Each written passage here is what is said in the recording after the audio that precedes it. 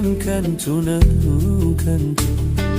ማረፊያዬ ብሎ ቤቶቹን ቢያሳምር ቢያስጌጥር ይህም ከንቱ ነው ከንቱ።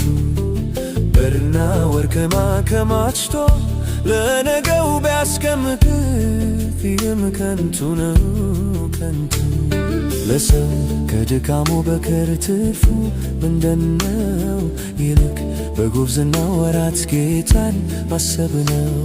ለሰው ከድካሙ በቀር ትርፉ ምንድነው?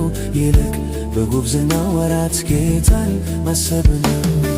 ሳይደክሙ ጌታን ማሰብ ነው። ሳይጨልም ጌታን ማሰብ ነው። በሩ ሳይዘጋ ጌታን ማሰብ ነው። ነፍስም ሳትወጣ ጌታን ማሰብ ነው።